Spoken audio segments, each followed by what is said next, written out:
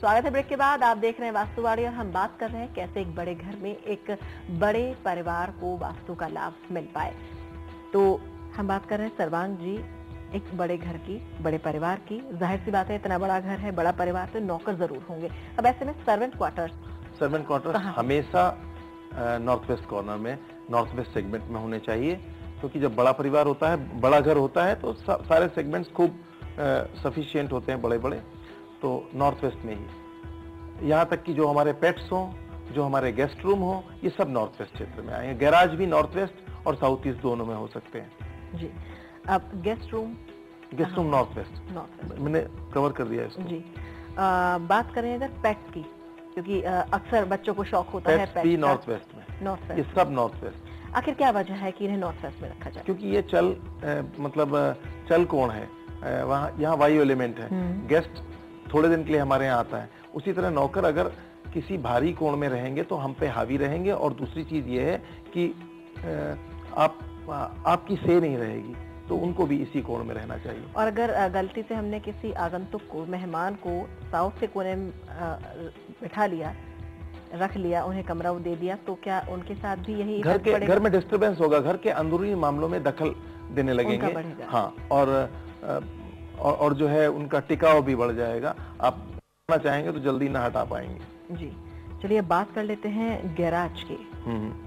कहाँ होना चाहिए गैराज? गैराज भी नॉर्थ वेस्ट और साउथ ईस्ट दो डायरेक्शंस हो सकते हैं जी। चलिए, तो गैराज कहाँ हो, आपके मेहमान कहाँ ठहरे, कहाँ आपके नौकर हो, ये सारी बातें हमने जाने।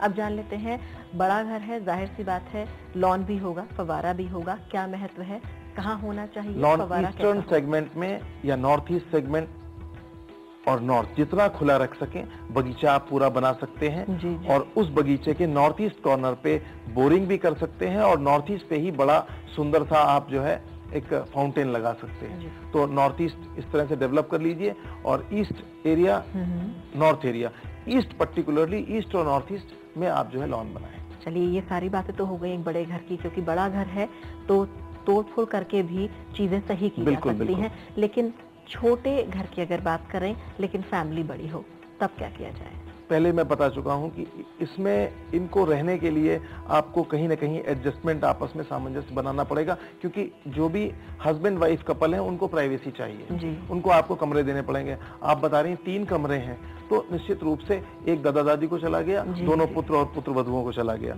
और इसके बाद बच्चे जो हैं वो सभी जो है सोने के लिए चटाई बिछा करके या गद्दे डाल करके अपना जो नॉर्थ जो कोशिश करें नॉर्थ का जो नॉर्थ का जो सेगमेंट है वहां पर सो सकते हैं, क्योंकि ये तो सुबह फिर हट जाएगा। इस तरह से करना पड़ेगा, और बाकी स्थितियां वही रहेंगी। बड़े वाले उसमें कई चीजें, जैसे अभी जो कुकिंग एरिया है वो सब साउथ ईस्ट एरिया में बनाए, है ना। वहाँ पे ऐसा नहीं, कोई वैकल्पिक दिशा की भी जरूरत नहीं है।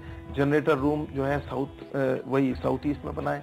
अग्नि से संबंधित जितने भी कार्य हैं, हमारा जो उसमें ऊर्जा है, वो ऊर्जा प्रदान करने वाला, तो उसे साउथ ईस्ट दिया जाए। स्टेयर केस जो है वो साउथ वेस्ट बनाए, क्योंकि उससे फिर अंटिया भी, मतलब वो स्टेयर केस अपने आप सबसे ऊंचा हो जाता है। और मंदिर की अगर बात करें, बड़ा मंदिर बनाने की मंदिर बनाना है तो नॉर्थ ईस्ट सेगमेंट में घर से थोड़ा सा हट के बना सकते हैं, जहाँ सभी सदस्य जा सके।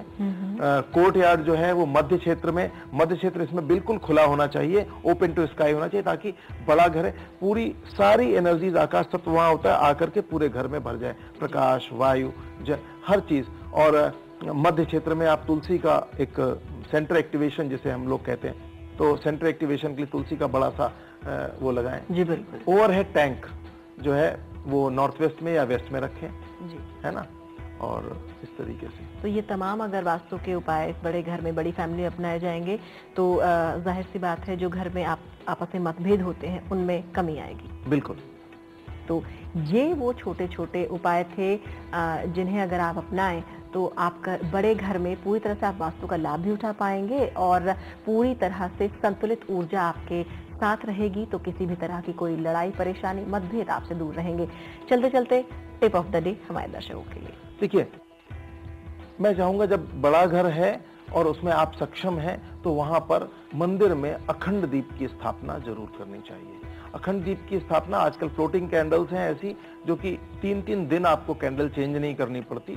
और अगर बड़ा घर है, हमने देखा है लोगों को जनरली पूजा के लिए भी कोई पुजारी या कोई पूजा के लिए कोई न कोई किसी की नियुक्ति होती है और वो मेंटेन हो सकता है। बड़े घर में इसका होना पूरे घर को ऊर्जित, लगातार जब वहां 24 घंटे दीपक जलेगा तो वो बहुत ही घर के किसी भी नकारात्मकता को, तमाम तरह के लोग होते हैं, तमाम तरह की घटनाएं होती, तो वो उसको बैलेंस करने में मदद करता है। जी, तो जाना आपने आज वास्तुवाणी में कैसे एक बड़े घर में बड़े परिवार को पूरा सामंजस्य प्राप्त हो, उसके लिए कैसे वास्तु के नियमों का आप उपयोग करें और कैसे छोटे घर में आप वास्तु के नियमों को एक बड़ी फैमिली के साथ संजोएं, जिससे पूरी तरह से आप वास्तु के नियमों का फायदा उठा सकें और आपसी मतभेदों को दूर कर सकें, खुशियों का वातावरण आपके परिवार में बना रहे।